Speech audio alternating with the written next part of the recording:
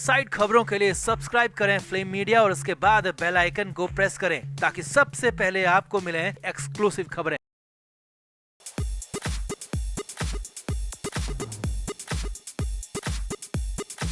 महाराष्ट्र में जबरदस्त सियासी हलचल मची हुई है। उद्धव ठाकरे को एक बार फिर से बीजेपी के पाले में करने के लिए लगातार कोशिशें हो रही हैं और कंडीशन ये है कि ठाकरे के इनकार के बाद भी बीजेपी के लोग ये मानने को तैयार नहीं हैं कि उद्धव ठाकरे फिर से उनके साथ नहीं आएंगे। अब इस बीच बड़ी खबर मुंबई से आ रही है और वो ये है कि उद्धव ठाकरे से बात करने के लिए केंद्रीय मंत्री को भेजा गया है और वो केंद्रीय मंत्री दिल्ली से मोदी का संदेशा लेकर मुंबई पहुंच भी गए हैं। उद्धव ठाकरे के साथ बातचीत चल भी रही है, जिसके बाद माना जा रहा है कि ठाकरे की वापसी एनडीए में हो सकती है। हालांकि उद्धव ठाकरे ने भी बड़ी शर्त यहां पर रख दी है। तो दिखाते हैं, आपको बताते हैं सब कुछ पूरा मामला। आप इस वीडियो को शेयर करें और कमेंट करके अपनी राय जरूर दें।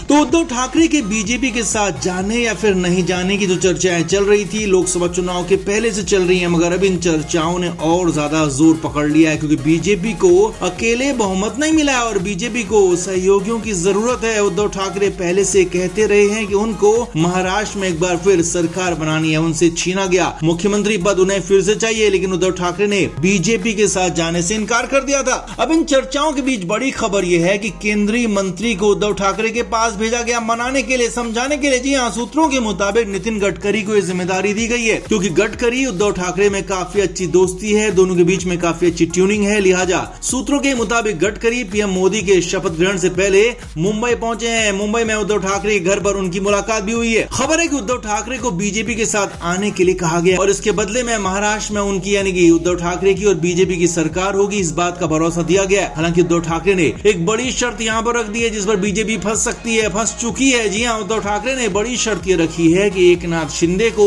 महाराष्ट्र के मुख्यमंत्री पद से हटाया जाए और इस चुनाव से पहले किसी और को मुख्यमंत्री बनाया जाए। हालांकि खुद ठाकरे अभी सीएम नहीं बनना चाहते हैं, लेकिन हाँ, वो शिंदे को हटाने की डिमांड कर चुके हैं। शिंदे को हटाने की कीमत पर ही वो बीजेपी के साथ आएंगे या फिर सोचेंगे, ऐसा उन्होंने साफ कहा है। अब इस डिमांड पर बीजेपी फंस गई क्योंकि शिंदे को हटाना बिल्कुल भी आसान ऐसे ही होने वाला नहीं है क्योंकि वो इतनी आसानी से नहीं मानने वाले। हालांकि शिंदे गुट के कुछ विधायक और सांसदों ने उद्धव ठाकरे से बात की है, उनके साथ वापसी की इच्छा जताई है, लेकिन हालात पूरी तरह से बदले हुए हैं। गडकरी को पूरा जिम्मा तो दिया गया है कि वो ठाकरे को एक बार फिर बीजेपी के साथ लेकर आए, लेकिन देखना होगा कि इस मामले का हल क्या निकलता है। क्या वाकई में उद्धव ठाकरे मान जाते हैं या फिर नहीं? तो आपका इस पर क्या कहना है, आप भी कमेंट बॉक्स में जरूर बताएं, वीडियो को शेयर भी करें। तो उद्धव ठाकरे की पार्टी को महाराष्ट्र में लोकसभा की 9 सीटें मिली हैं और काफी अच्छा प्रदर्शन महाविकास अघाड़ी ने किया है, लेकिन इस पर खासा बवाल मचा है क्योंकि उद्धव ठाकरे के गठबंधन ने जरूर अच्छा प्रदर्शन किया, मगर उद्धव ठाकरे की पार्टी ने वैसा प्रदर्शन नहीं किया जिसकी उम्मीद खुद ठाकरे कर रहे थे और इसी बात को लेकर पार्टी के अंदर बवाल मचा हुआ है। मीटिंग के दौरान भी इसी बात को लेकर हंगामा हुआ। असल में महाराष्ट्र में उद्धव ठाकरे की पार्टी गठबंधन में सबसे बड़े भाई की भूमिका में थी और सबसे ज्यादा 21 सीटों पर भी शिवसेना यूबीटी ने ही चुनाव लड़ा, लेकिन वो आधी सीटें भी नहीं जीत पाए। सिर्फ 9 ही सीटों पर उद्धव ठाकरे के कैंडिडेट जीते, जबकि कांग्रेस ने सिर्फ 17 सीटों पर चुनाव लड़ा और 13 जीत ली। और सांगली में कांग्रेस समर्थित निर्दलीय उम्मीदवार की जीत को मिला लें तो कांग्रेस की 14 सीटें हो गई, जबकि शरद पवार की पार्टी सिर्फ 10 सीटों में लड़ी और 8 में जीत ली। अब कहानी इसी को लेकर खराब हो गई। उद्धव ठाकरे ने अपने नए सांसदों की मीटिंग ली और इसमें कई बातों को लेकर चर्चा हुई। अब उसमें इस बात पर भी चर्चा हुई कि सबसे ज्यादा सीट पर लड़ने के बाद भी कैसे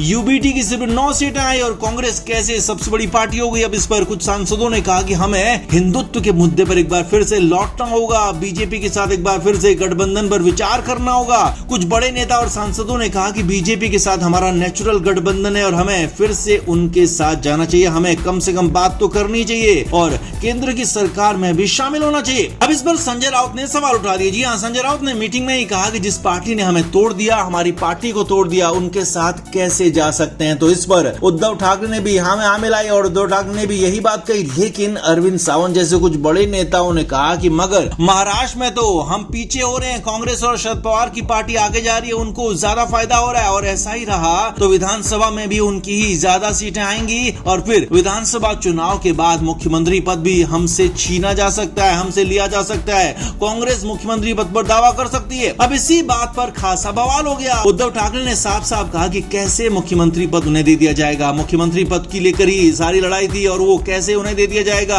उद्धव ठाकरे से फैसले पर पुनर्विचार करने की मांग की गई, क्योंकि ज्यादातर यूबीटी के सांसद चाहते हैं कि एक बार फिर से हिंदुत्व के मुद्दे पर लौटा जाए, बीजेपी के साथ गठबंधन करके केंद्र की सरकार में शामिल हुआ जाए और विधानसभा चुनाव भी बीजेपी के साथ ही लड़ा जाए। लेकिन उद्धव ठाकरे कांग्रेस और शरद पवार के साथ रहने पर अड़े हुए हैं। इसी को लेकर सांसदों ने खासा विरोध किया, हंगामा हुआ। हालांकि बाद में हंगामा कर रहे लोगों को समझाया गया, मगर ये बड़ा सवाल तो यहाँ पर ये खड़ा हो ही गया कि महाराष्ट्र में उद्धव ठाकरे और शरद पवार को लेकर जो सहानुभूति की लहर थी, उसका सबसे ज्यादा फायदा कांग्रेस को मिला। ये सबने देखा है। लिहाजा विधानसभा चुनाव को लेकर खुद उद्धव ठाकरे भी इस मीटिंग के बाद खास घबराए हुए हैं। उन्हें भी लग रहा है कि कहीं ऐसा ना हो जाए कि कांग्रेस उनसे बड़ी पार्टी हो जाए और उन्हें एक बार फिर से महाराष्ट्र में बड़ा झटका लग जाए। अब देखना होगा कि उद्धव ठाकरे के सांसद आगे क्या रुख अपनाते हैं, उद्धव ठाकरे खुद क्या फैसला लेते हैं। तो आपका इस पर क्या कहना है? क्या वाकई में उद्धव ठाकरे को बीजेपी के साथ चले ही जाना चाहिए या फिर बिल्कुल नहीं जाना चाहिए? आप क्या मानते हैं? कमेंट करके जरूर बताएं, वीडियो को शेयर भी करें।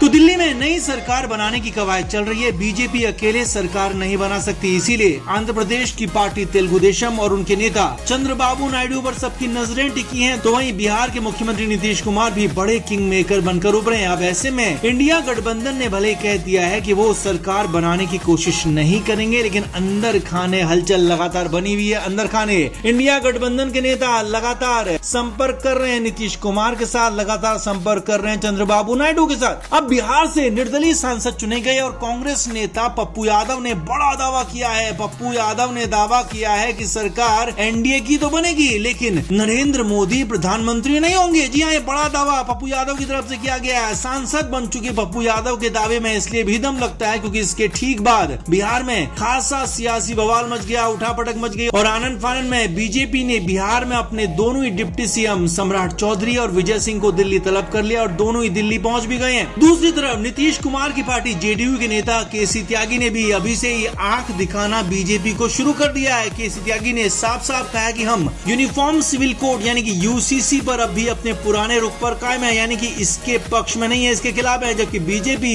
इस बार हर हाल में यूसीसी पास करवाना चाहती है, पूरे देश में लागू करवाना चाहती है। साथ ही साथ केसी त्यागी ने कहा है कि अग्निवीर योजना का बहुत विरोध हुआ है और इसमें भी बदलाव होना चाहिए, यानी कि सरकार बनी नहीं है, तकरार अभी से शुरू हो गई है। आगे देखिए, तीसरी बात, टीडीपी नेता यानी कि चंद्रबाबू नायडू ने कहा है कि वो सरकार में शामिल नहीं होंगे। जी हाँ, बड़ी खबर सूत्रों के हवाले से है कि उन्होंने कहा है कि वो बाहर से समर्थन देंगे, यानी कि केंद्र की सरकार नई वाली बेहद कमजोर होने वाली है। चंद्रबाबू नायडू ने स्पीकर का पद मांगा है और कहा है कि वो सरकार को बाहर से समर्थन करेंगे। यही नहीं, दिल्ली एयरपोर्ट पर चंद्रबाबू नायडू की इंडिया गठबंधन के नेता और तमिलनाडु के मुख्यमंत्री एमके स्टालिन से मुलाकात भी हुई है। दोनों के बीच में काफी अच्छी दोस्ती और माना जा रहा है कि दोनों के बीच में काफी कुछ बातचीत हुई है और उसके बाद ही चंद्रबाबू का मन भी बदल चुका है।